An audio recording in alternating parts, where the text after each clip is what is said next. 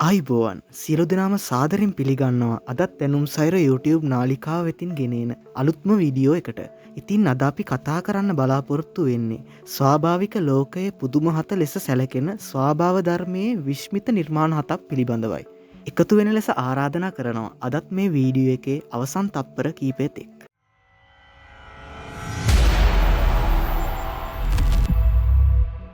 යාළුවනේ අද වෙනකොට විවිධ මාතෘකා යටතේ විවිධ ආයතන සහ පුද්ගලයන් විවිධ පුදුමයන් නම් කරලා තියෙනවා. ඉතින් මම මේ වීඩියෝ එකෙන් ඔයාලට ගේන්නේ ලොව පුදුමහත නම් නෙමේ. ස්වාභාවික ලෝකයේ පුදුමහත ලෙස සැලකෙන විශිෂ්ට නිර්මාණ හතකුයි. ඔන්න මම ඔයාලට ගේන පළවෙනි ස්වාභාවික නිර්මාණය තමයි අවුරෝරා ආලෝක ධාරාවන්. අවුරෝරා කියන්නේ උතුරු අර්ධගෝලයේ දකින්නට ලැබෙන ස්වාභාවික අලංකාර ආලෝක ධාරා සමූහයන්. මේ ආලෝක ධාරාවන් රාත්‍රී ආකාශයේදී වර්ණවත් ආලෝක තීරු තරංග හෝ වලාකුළු ලෙස දිස්වෙන්න පුළුවන්. සාමාන්‍යයෙන් මේ ආලෝක ධාරා නිල්, කොළ, රෝස, රතු සහ දම් වර්ණයන්ගෙන් පිරී තියෙන්න පුළුවන්. ඉතින් යාළුවනේ මෙම විශිෂ්ට ආලෝක ධාරා ඇතිවන්නේ සූර්යාගෙන් පැමිණෙන ආරෝපිත කනිෂ්ඨාණු විශේෂයෙන් ඉලෙක්ට්‍රෝන සහ ප්‍රෝටෝන පෘථිවිය අවට වායුගෝලයේ වායුව සමග ගැටීම නිසා. මේ අංශු පෘථිවියේ චුම්බක ක්ෂේත්‍රය මගින් ද්‍රවීය ප්‍රදේශයන් වලට ගෙනියන අතර එම ප්‍රදේශයේදී ඔක්සිජන් සහ නයිට්‍රජන් අණු සමග ප්‍රතික්‍රියා කරමින් විවිධ ආලෝක සංයෝග නිපදවනවා. ඉතින් මේ සංසිද්ධිය තමයි අපිට අවුරෝරා ආලෝකය ලෙස උතුරු අර්ධගෝලයේදී දකින්නට ලැබෙන්නේ. මේ අවුරෝරා පෘථිවියේ කිලෝමීටර 80 සිට කිලෝමීටර 300 දක්වා උසින් ඇති වායුගෝලයේදී සිදුවෙනවා. ඒ විශේෂයෙන් දැකිය හැකි වන්නේ සූර්ය ක්‍රියාකාරීත්වය වැඩි වී තියෙන කාලවලදී තමයි. අයිස්ලන්තේ, නෝර්වේ, ස්වීඩන්, ෆින්ලන්තේ, ඇලස්කාව වගේ රටවල් වලදී අපිට මේ ආලෝක ධාරා දකින්න පුළුවන්. දකුණු අර්ධගෝලයේදී මේ ආලෝකය අවුරෝරා ඔස්ට්‍රාලිස් හෙවත් දකුණු ලෝකයේ ආලෝකය ලෙස හැඳින්වෙනවා. ඉතින් අපි දෙවනියට කතා කරන්න යන්නේ ඇමරිකාවේ ග්‍රෑන්ඩ් කැන්යන් ගැනයි. ඉතින් මේ ග්‍රෑන්ඩ් කැන්යන් කියන්නේ ඇමරිකාවේ උතුරු ඇරිසෝනා ප්‍රාන්තයේ පිහිටි ලෝකයේ විශිෂ්ටතම ස්වාභාවික නිර්මාණවලින් එකක්. රත්තු, තැඹිලි, දුඹුරු වගේ පැහැදිලි වර්ණයන්ගෙන් අපිට දකින්න පුළුවන් මේ ග්‍රෑන්ඩ් කැන්යන් විශාල පස් කුට්ටි ස්තරවලින් සැකසීලා තියෙනවා. වසර මිලියන ගණනක් තුලදී කොලරැඩෝ ගඟේ ක්‍රියාකාරීත්වය නිසා සැකසීලා තියෙන මේ ග්‍රෑන්ඩ් කැන්යනය කිලෝමීටර් 446ක පමණ දිගකිනුත් කිලෝමීටර් 29ක පළලකිනුත් සහ කිලෝමීටර් 1.6ක පමණ ගැඹුරිනුත් නිර්මාණය වෙලා තියෙනවා. ඉතින් යාළුවනේ මේ ග්‍රෑන්ඩ් කැන්යනේ සෑදිලා තියෙන පස් කුට්ටි ස්තර වසර බිලියන 2ක ප්‍රබල පෘථිවි සාක්ෂි ලබා දෙනවා. මෙම ප්‍රදේශයේ වටා විවිධ වනජීවීන් රැසක් ජීවත් වෙනවා. උදාහරණ විදිහට බැලුවොත් කොන්ඩෝර පක්ෂීන් සහ විවිධ සත්ව හා පක්ෂි විශේෂ අපිට දකින්න පුළුවන්. ඉතින් ග්‍රෑන්ඩ් කැන්යන් කියන්නේ හවාසුපායි, හෝපි සහ නවාහෝ වැනි ජාතික ගෝත්‍රවලට අධ්‍යාත්මික වටිනාකමක්ද පවතින ස්ථානයක්.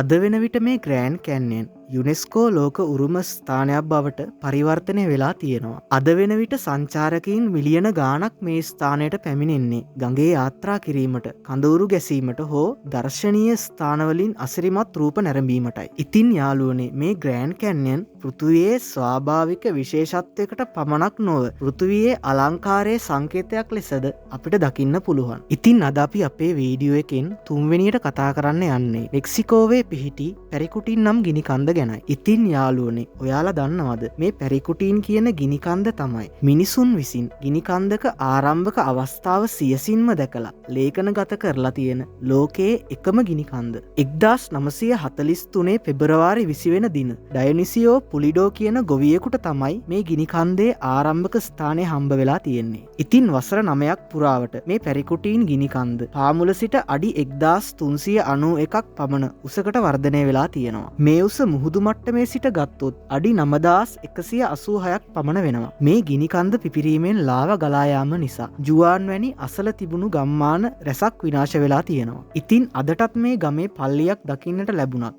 නගරයේ වැඩි කොටසක් ලාවවලට වැසිලා තියෙනවා. අද වෙන විට මේ පැරිකුටින් නිද්‍රාශීලී ස්ථානයක් ලෙස සලකනු ලබන අතර එය කඳු නගින්නන්, විද්‍යාඥයන් සහ සංචාරකයන් සඳහා ජනප්‍රිය ගමනාන්තයක් වෙනවා. ඉතින් මේ පැරිකුටින් ගිනි කන්ද ට්‍රාන්ස් මෙක්සිකානු ගිනි කඳු තීරයේ කොටසක්. ඉතින් යාළුවනේ මේ පැරිකුටින් ගිනි කන්ද ලෝකයේ ස්වාභාවික පුදුම හතෙන් එකක් වෙනවා වගේම විද්‍යාඥයන්ට ගිනිකන්දක සම්පූර්ණ ජීවන චක්‍රය ගිනිකන්දක උපතේ සිට අක්‍රියතාවය දක්වා අධ්‍යයනය කිරීමට ලැබුණු හොඳම අවස්ථාවක්. ඔන්න යාළුවනේ, අද අපි අපේ වීඩියෝ එකෙන් 4 වෙනියට කතා කරන්නේ ලෝකයේ විශාලතම දිය ඇල්ල වන වික්ටෝරියානු දිය ඇල්ල ගැනයි. දකුණු අප්‍රිකාවේ සැම්බියාව සහ සිම්බාවේ අතර මායිමේ පිහිටලා තියෙන මේ වික්ටෝරියානු දිය ඇල්ල වඩාත් විශ්මයජනක දිය ඇලි වලින් එකක්.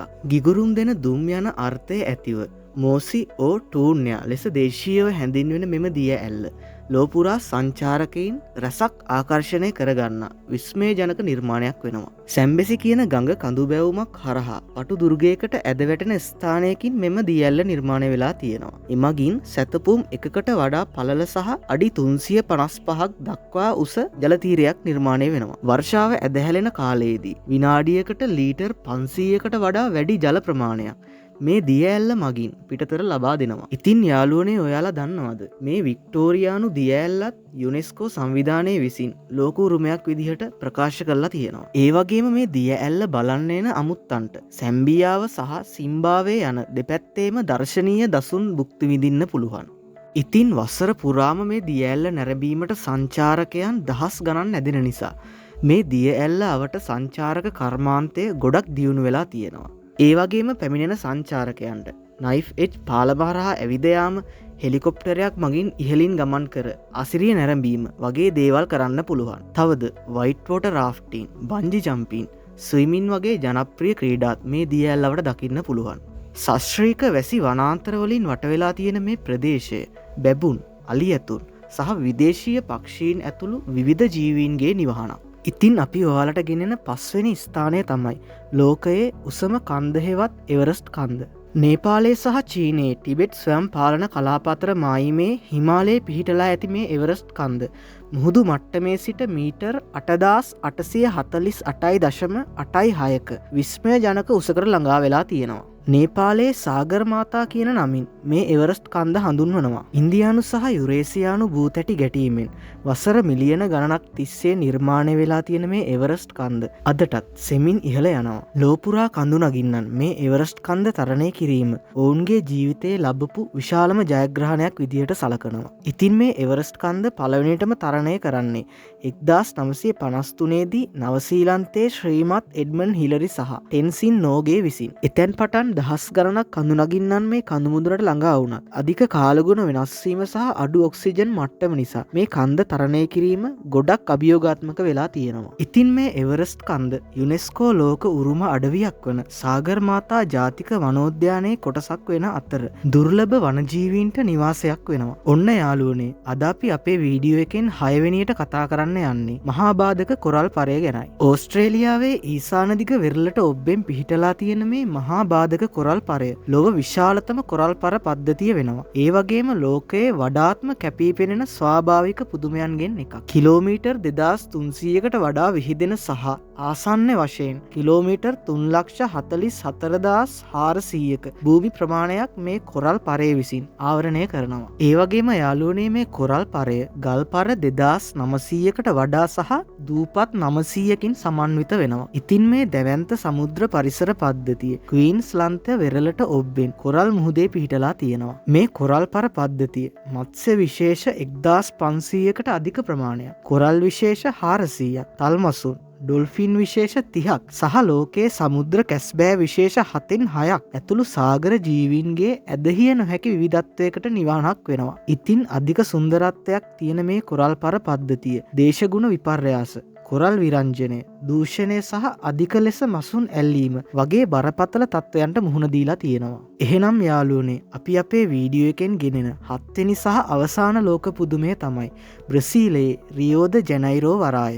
ඉතින් මේ බ්‍රසීලයේ ගිනිකොන දිග වෙරළ තීරයේ පිහිටලා තියෙන මේ රියෝ ද ජනයිරෝ වරාය ලෝකයේ වැදගත්ම සහ ඓතිහාසික වරායන්ගෙන් එකක් වෙනවා. මේ රියෝ ද ජනයිරෝ වරාය ඇමරිකාවේ වාණිජ, ප්‍රවාහන සහ සංචාරක කටයුතු සඳහා වැදගත් මධ්‍යස්ථානයක් ලෙස ක්‍රියා කරනවා. සුපර්ලොෆ් කන්දෙන් වට වෙලා තියෙන මේ රියෝ ද ජනයිරෝ වරාය ලෝකයේ ස්වාභාවිකව නිර්මාණය වෙලා තියෙන විශාලතම වරාය වෙනවා. ඉතින් 20 වන සියවසේ මුල් භාගයේදී වගේ තමයි මේ රියෝ ද ජනයිරෝ ජනෛරෝ වරාය ආරම්භ වෙලා තියෙන්නේ. එය තෙල්, වානේ, රසායනික ද්‍රව්‍ය, ආහාර නිෂ්පාදන සහ වෙළඳ භාණ්ඩ ඇතුළු පුළුල් පරාසයක භාණ්ඩ ප්‍රවාහනය කරනවා. නගරයේ පොහොසත් සංස්කෘතිය සහ ඓතිහාසික ආකර්ශනීය ස්ථාන ගවේෂණය කිරීමට වසර පුරා දහස් ගණන් සංචාරකින් මේ ස්ථානයට එනවා. ඉතින් මේ වරායේ යටිතල පහසුකම් අතර ආනයනය සහ අපනයනය යන දෙකටම සහාය වන නවීන පර්යන්ත බහලුම් පහසුකම් සහ